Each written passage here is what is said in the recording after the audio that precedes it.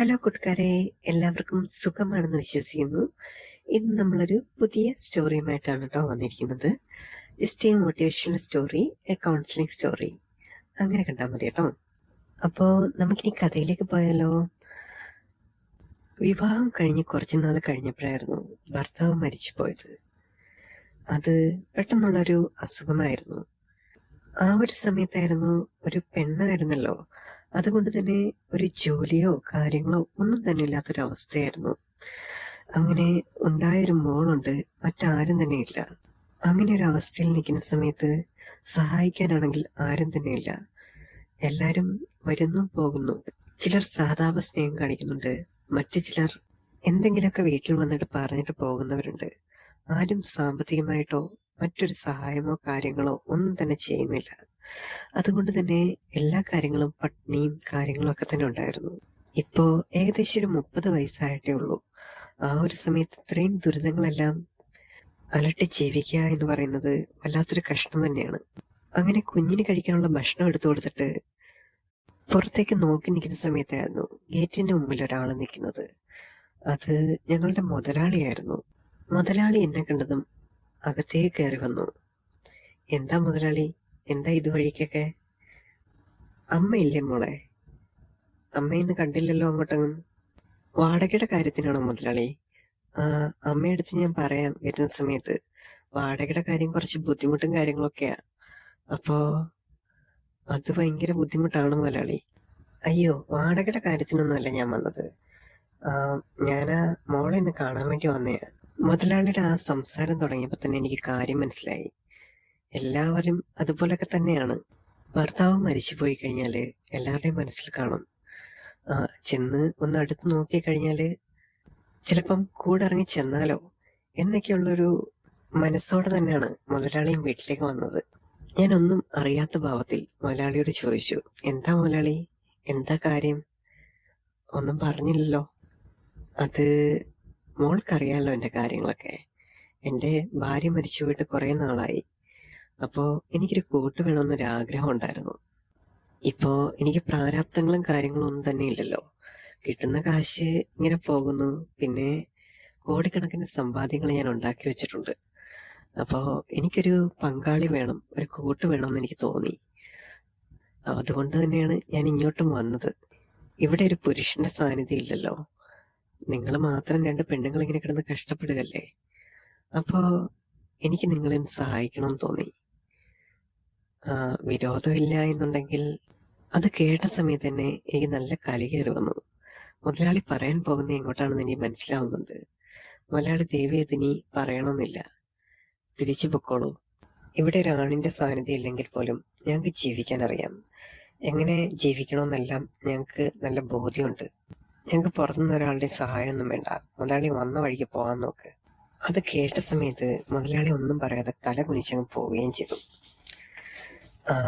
ഓരോ അവസ്ഥകള്, ഓരോരുത്തർക്കും ഇങ്ങനെയുള്ള തോന്നലും കാര്യങ്ങളൊക്കെയാണ് എന്ന് ഞാൻ മനസ്സിൽ പറഞ്ഞു. മുൻപ് ഇവിടെ താമസിച്ചിരുന്ന സബിയാത്ത എൻ്റെ അടുത്ത് പറഞ്ഞായിരുന്നു, ഭർത്താവില്ല എന്നുണ്ടെങ്കിൽ ഇതൊക്കെ തന്നെ സ്ഥിതി. വയസ്സാകുന്നില്ല, പ്രായം നല്ല സുന്ദരനാണ്, 25 വയസ്സിനോ ചെറുപ്പത്തിന് എന്തായിരിക്കും എന്നൊക്കെ എല്ലാം ആലോചിക്കുവാനാണ്. അങ്ങനെ എൻ്റെ പഴയ ജീവിതത്തെക്കുറിച്ച് ഞാൻ ആലോചിച്ചുകൊണ്ടിരുന്നു. പണ്ട് എനിക്കൊരാളെ ഇഷ്ടപ്പെട്ട് എന്ന് പറഞ്ഞ സമയത്ത് ഒരു കല്യാണം എന്നതുപോലെ വീട്ടുകാരത് നടത്തി തന്നു. അന്നത്തെ സമയത്ത് കുറേയധികം ബുദ്ധിമുട്ടുകളും കാര്യങ്ങളൊക്കെ തന്നെയായിരുന്നു എൻ്റെ ജീവിതം. അന്ന് ഒരിക്കലും ആരും എൻ്റെ കൂടെ ഇല്ലായിരുന്നു. എല്ലാവരും അവരവരുടെ കാര്യം നോക്കി അവരവരുടെ ജീവിതം എല്ലാം തന്നെ എങ്ങനെയായിരുന്നു. അങ്ങനെ എങ്ങനെയൊക്കെയോ ഞങ്ങൾക്കൊരു കുഞ്ഞുണ്ടായി.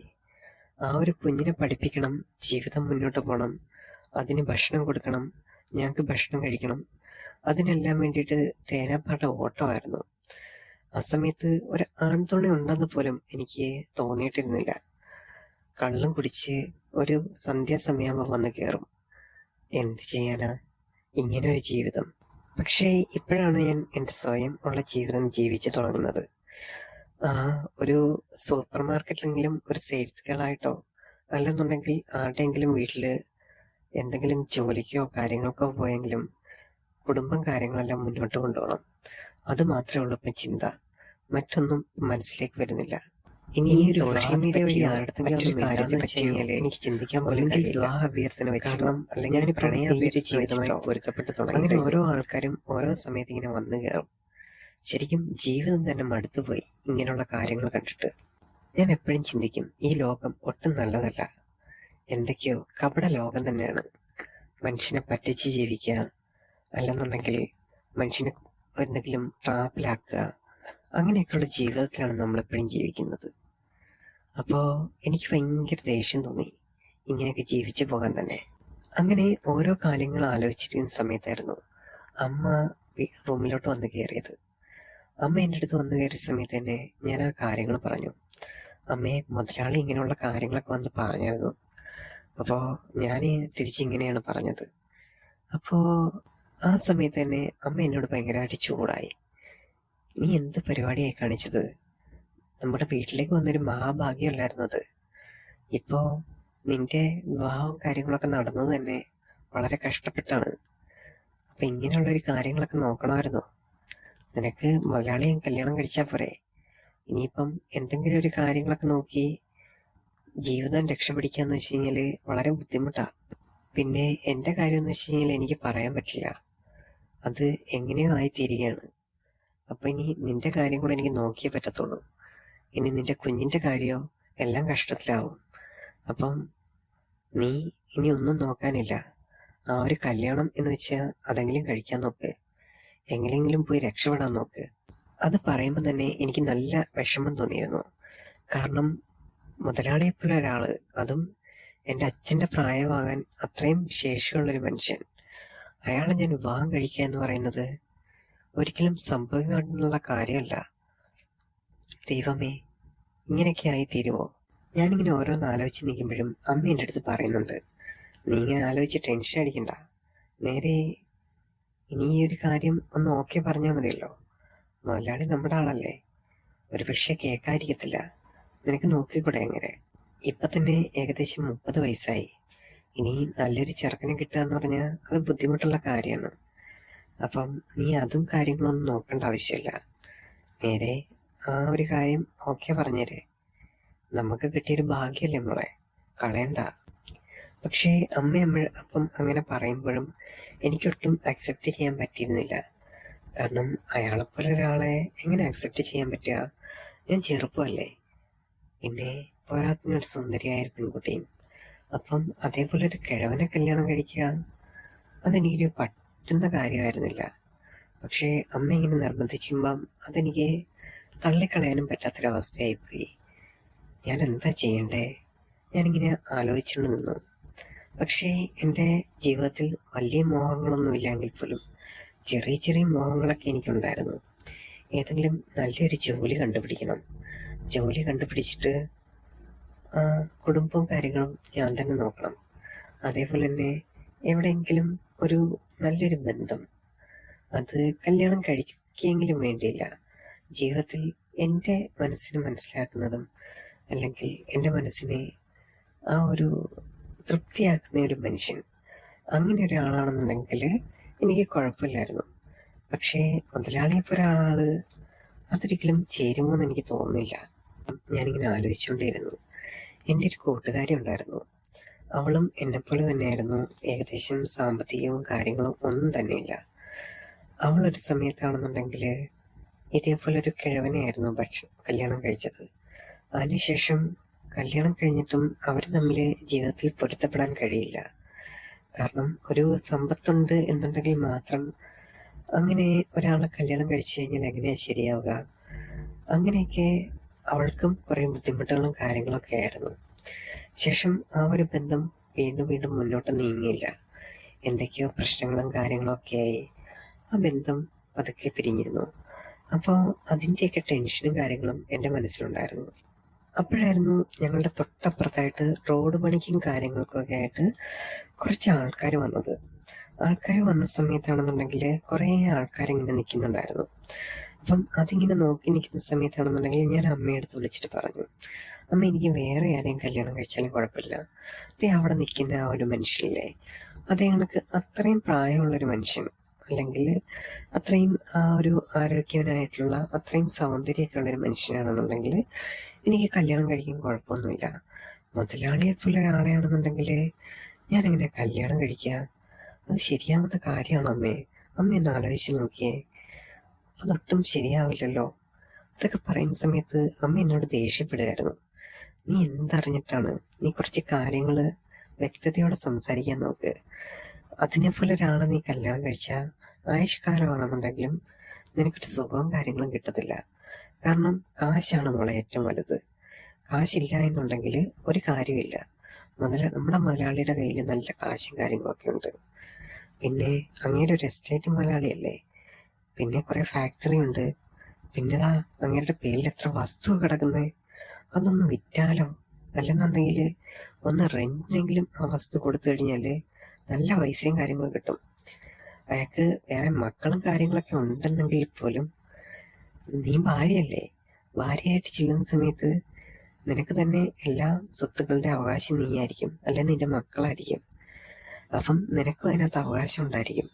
അപ്പം എത്രത്തോളം സമ്പത്താണ് നമ്മുടെ കയ്യിലോട്ട് വരുന്നത്?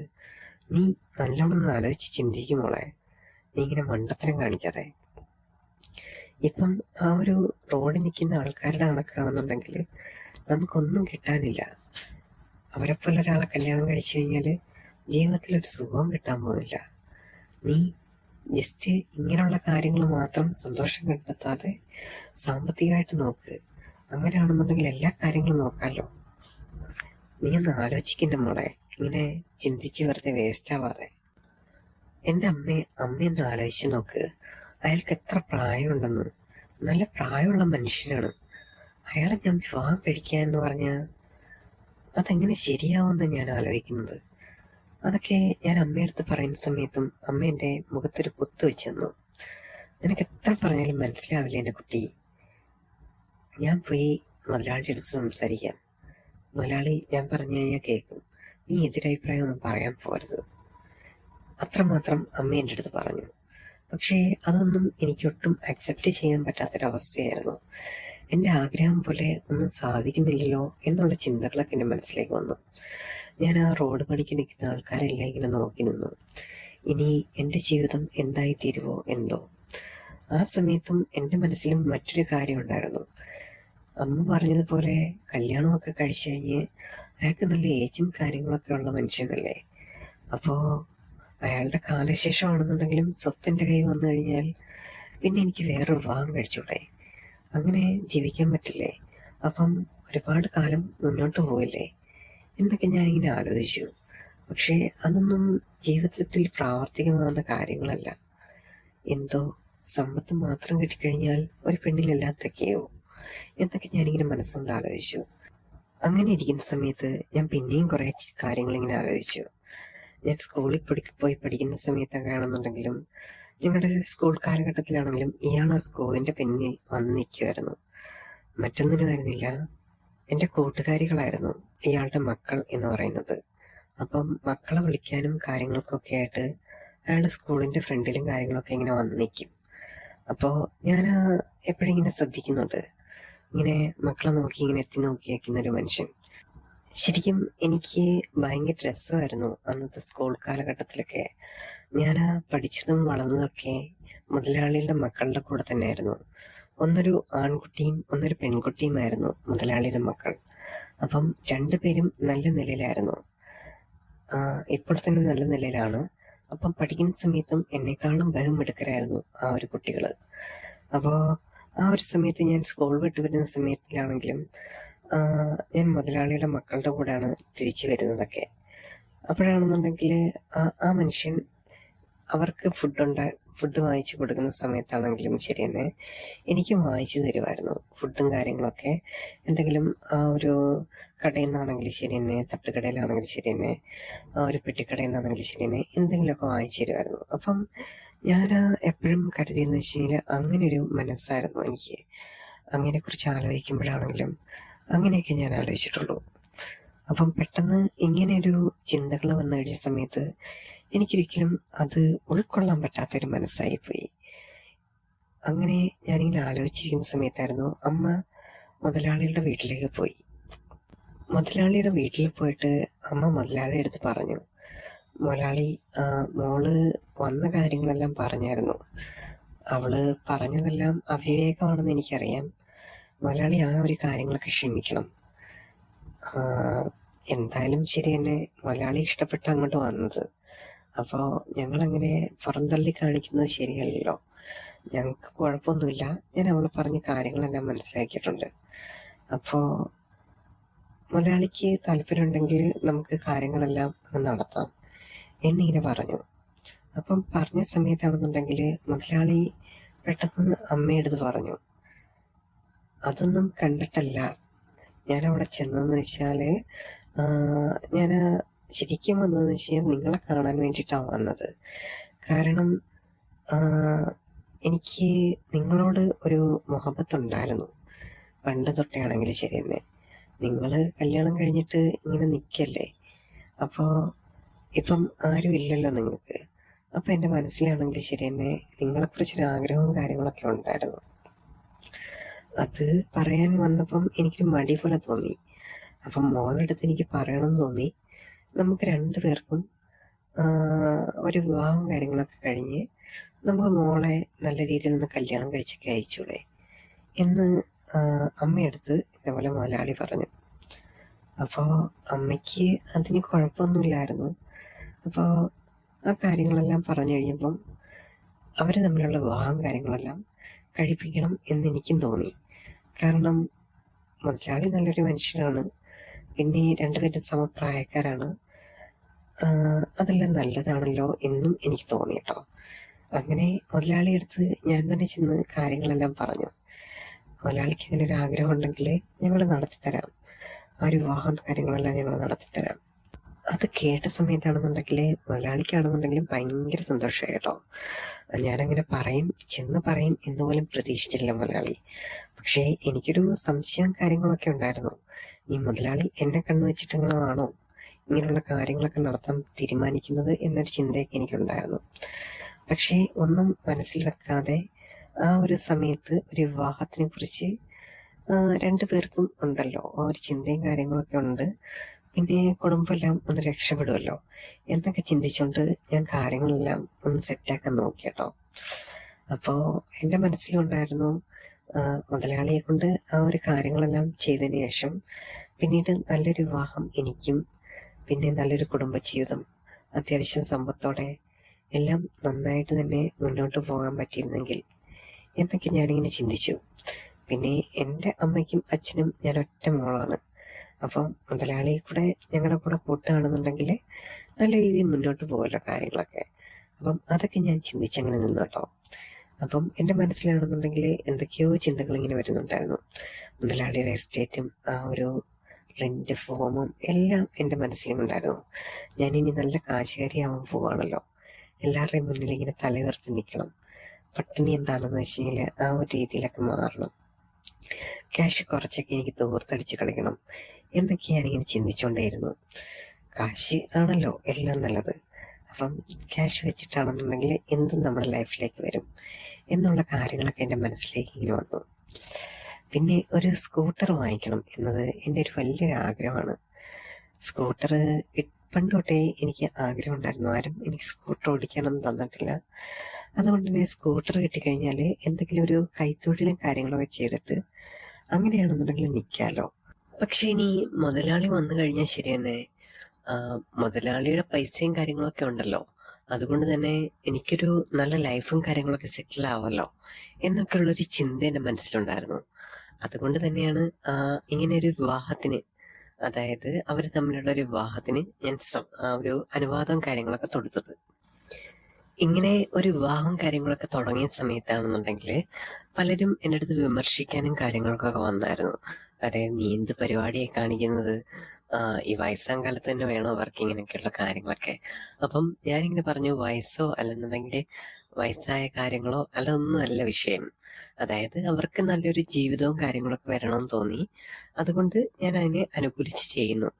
അതിനകത്ത് എന്താണ് ഇത്ര തെറ്റ് എന്നൊക്കെ ഞാൻ അവരുടെ അടുത്ത് ചോദിക്കാൻ വരുന്നിടത്തെല്ലാം ഞാൻ ചോദിക്കുന്നുണ്ട്. തെറ്റും കാര്യങ്ങളും അവരാണ് ഇന്ന പോലെ എല്ലാം ഡിസൈഡ് ചെയ്യുന്നത് എന്നുള്ള രീതിയിലൊക്കെയാണ് അവരുടെ പെരുമാറ്റവും കാര്യങ്ങളൊക്കെ. അപ്പം എനിക്ക് തീരെ ഇഷ്ടപ്പെട്ടിട്ടില്ലായിരുന്നു അവരുടെ ആ ഒരു ആറ്റിറ്റ്യൂഡും കാര്യങ്ങളൊക്കെ. ഇനി അവരുടെ രണ്ടുപേരുടെയും കാര്യങ്ങളൊക്കെ വെച്ച് കഴിഞ്ഞാല് അവർ രണ്ടുപേരും ഹാപ്പി ആയിരുന്നു കേട്ടോ. കാരണം വെച്ച് കഴിഞ്ഞാല് നല്ലൊരു ജീവിതവും കാര്യങ്ങളൊക്കെ കടന്നു പോകുകയല്ലേ. അപ്പം നല്ലൊരു ദാമ്പത്തിക ബന്ധവും കാര്യങ്ങളൊക്കെ അവർക്ക് ഉണ്ടായി തീരട്ടെ എന്ന് ഞാനും മനസ്സുകൊണ്ട് ആഗ്രഹിച്ചു.